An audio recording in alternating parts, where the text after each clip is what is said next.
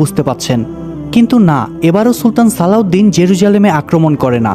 সে খুব শান্তভাবে তার একজন লোককে দিয়ে জেরুজালেমের বাদশা গিয়ের কাছে একটা চিঠি পাঠায়, যেখানে লেখা ছিল তার বোনের লাশের সাথে যারা তার বোনকে মেরেছে তাদের মাথা কেটে যেন তার কাছে পাঠানো হয় এবং তারা স্বেচ্ছায় যেন জেরুজালেম খালি করে দেয়। কিন্তু গি এই চিঠি পড়ে অনেক হাসে এবং ওই লোকটিরই মাথা কেটে সুলতান সালাউদ্দিনের কাছে পাঠিয়ে দেয় এবং তাকে যুদ্ধের জন্য আহ্বান জানায়। এরপর গি তার বিশাল সৈন্যবহর প্রস্তুত করে সুলতান সালাউদ্দিনের সাথে যুদ্ধ করার জন্য মরুভূমির পথ পাড়ি দিয়ে এগুতে থাকে। কিন্তু পথিমধ্যে মরুভূমির গরম তাপে আর পিপাসায় গিয়ের অনেক সৈন্য মারা যেতে থাকে, আর যারা বেঁচে থাকে তাদেরকে নিয়ে গি কোনো মতে যুদ্ধের ময়দানে পৌঁছায়। তবে সুলতান সালাউদ্দিনের বিশাল সৈন্যবহরের কাছে নিমিষেই তারা পরাজয় বরণ করে এবং মুসলমানদের জয় হয়। তবে সবাই এই যুদ্ধে মারা গেলেও গি এবং রেনাল্ড তখনও বেঁচে ছিল। তাই সুলতানের লোক গি এবং রেনাল্ডকে তার কাছে নিয়ে আসলে সুলতান তাদেরকে পানি খেতে দেয় এবং বেশ ভালো ব্যবহার করে। কিন্তু পানি খেয়ে রেনাল্ড সুলতানের সাথে খারাপ ব্যবহার শুরু করে। সে ভেবেছিল সুলতান হয়তো এবারও তাদের ক্ষমা করে দিবে, কিন্তু তখনই বাদশাহ এবার তার ছুরি বের করে এক কোপে রেনাল্ডের গলাটা ধর থেকে নামিয়ে দেয়। এটা দেখে গি খুব ভয় পেয়ে যায়। সুলতান তখন গিকে বলে, আমার আফসোস হচ্ছে, কেননা তোমরা এত মহান একজন বাদশার সাথে থেকেও কিছুই শিখতে পারোনি। তোমরা কি জানো না যে একজন বাদশার সাথে কিভাবে কথা বলতে হয়? এদিকে কিছুদিন পর বেলিয়ান কিছু সৈন্য নিয়ে গি আর তার সৈন্যদের খুঁজতে আসে। তবে তারা যুদ্ধের ময়দানে এসে দেখে যে আসলে যা হওয়ার ছিল তাই হয়েছে। সুলতান সালাউদ্দিনের সেনাদের কাছে গিয়ের সেনারা টিকতে পারেনি। গিয়ের সৈন্যদের দেহ নিথর হয়ে মাটিতে পড়ে আছে, আর শকুনেরা সেই পচা দেহগুলো ছিঁড়ে ছিঁড়ে খাচ্ছে। বেলিয়ান বুঝে যায় যে সুলতান সালাউদ্দিন খুব শীঘ্রই জেরুজালেম দখল করতে আসবে। তাই সেখান থেকে বেলিয়ান দ্রুত জেরুজালেমে ফিরে আসে এবং সবাইকে যুদ্ধের প্রস্তুতি নিতে বলে।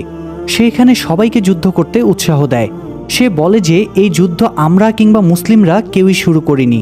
যারা এই যুদ্ধ শুরু করেছে তারা অনেক আগেই মারা গিয়েছে।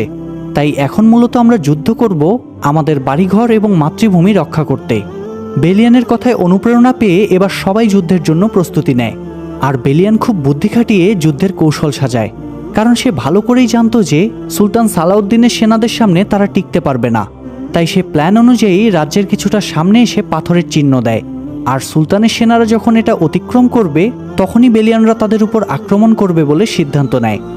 তো এরপর আমরা দেখতে পাই সুলতান সালাউদ্দিন তার অগণিত সৈন্য নিয়ে জেরুজালেমে পৌঁছে যায় এবং তাদের উপর হামলা শুরু করে দেয়। তারা জেরুজালেমের সকল ঘরবাড়িতে আগুন দিতে থাকে। তবে জেরুজালেমের প্রাসাদের দেওয়াল অনেক মজবুত থাকায় বেলিয়ানরা সেই আক্রমণ থেকে নিজেদেরকে রক্ষা করতে পারছিল। এদিকে সুলতান তো ভেবেছিল জেরুজালেম থেকেও পাল্টা হামলা আসবে, কিন্তু এখানে তো সেরকম কিছু ঘটেই না, বরং জেরুজালেমের মানুষেরা তাদের ঘরবাড়ির আগুন নেভাতে ব্যস্ত। এটা দেখে সুলতান বেশ অবাক হয়ে যায়। তাই সে ধীরে ধীরে তার সেনাদের নিয়ে জেরুজালেমের প্রাসাদের দিকে এগুতে থাকে। আর যখনই তারা বেলিয়ানের সাদা দাগ অতিক্রম করে ঠিক তখনই বেলিয়ানরা তাদের প্ল্যান অনুসারে পাল্টা আক্রমণ শুরু করে। ফলে এবার সুলতানের কিছু সৈন্য মারা যায়, তবে তাতে সুলতানের সৈন্য সংখ্যা আহামরি কমে না। তো বেলিয়ানের যুদ্ধকৌশল দেখে রাতের বেলা সুলতান তার সেনাপতিকে বেলিয়ানের ব্যাপারে জিজ্ঞেস করে। উত্তরে সেনাপতি জানায় বেলিয়ান হচ্ছে গডফ্রের ছেলে। সুলতান গডফ্রেকে ভালো করেই চিনত, কেননা গডফ্রে একজন বীর যোদ্ধা এবং মহান নবাব ছিল। যাই হোক, পরদিন আবার যুদ্ধ শুরু হলে সুলতানের সৈন্যরা এবার সিঁড়ি বেয়ে জেরুজালেমের প্রাসাদে ঢোকার চেষ্টা করে, কিন্তু এবারও বেলিয়ান সেই বিরাট বিরাট সিঁড়িগুলো কৌশলে ভেঙে ফেলে। তবে আজকের যুদ্ধে দুই দলেরই অনেক সৈন্য মারা যায়। এদিকে বেলিয়ানের আর অল্প কিছু সৈন্য জীবিত থাকলেও সুলতানের তো তখনও অগণিত সৈন্য ছিল। বেলিয়ান এখানে নিশ্চিত হেরে যাবে জেনেও এরপরও পরের দিন সুলতানের আক্রমণ ঠেকানোর চেষ্টা করে, কিন্তু এবার সুলতানের সেনারা জেরুজালেমের দেওয়াল ভাঙতে সক্ষম হয়। এতে তাদের দুই পক্ষের সেনাদের মধ্যে তুমুল লড়াই চলতে থাকে। এভাবে সেদিন সন্ধ্যা নেমে আসলে সুলতান এবার নিজেই বেলিয়ানের সাথে কথা বলার জন্য তাকে ডেকে পাঠায়। বেলিয়ানও সুলতানের ডাকে সাড়া দিলে বেলিয়ানের সৈন্যরা খুব চিন্তায় পড়ে যায়। তবে সুলতান এখানে বেলিয়ানকে বলে যে তুমি হয়তো আর কিছুক্ষণ পরেই পরাজয় বরণ করতে বাধ্য হবে। তার চেয়ে বরং তুমি যদি এখন জেরুজালেম খালি করে দাও তাহলে আমি তোমাদের একজনকেও আর মারব না, বরং এখানকার সকল খ্রিস্টানদেরকে আমি অন্য একটা জায়গায় রেখে আসব।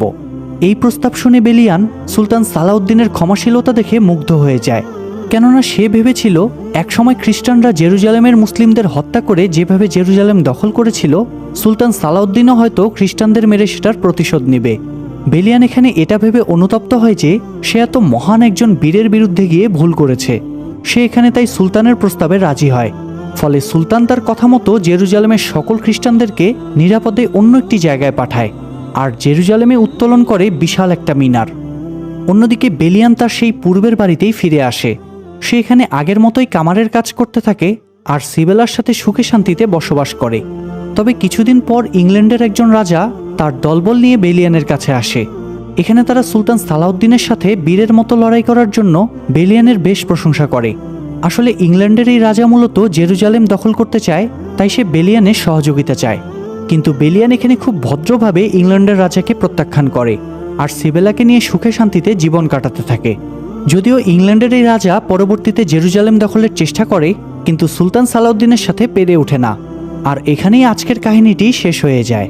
এই কাহিনীটি আমাদেরকে নেতৃত্বের গুণাবলী এবং ক্ষমাশীলতা সম্পর্কে খুব ভালোভাবে শিক্ষা দেয়, যা কিনা কোনো নির্দিষ্ট ধর্ম, বর্ণ, গোত্রকে ছাড়িয়ে যায়। সো কাহিনীটি ভালো লাগলে লাইক দিন এবং কমেন্ট করুন।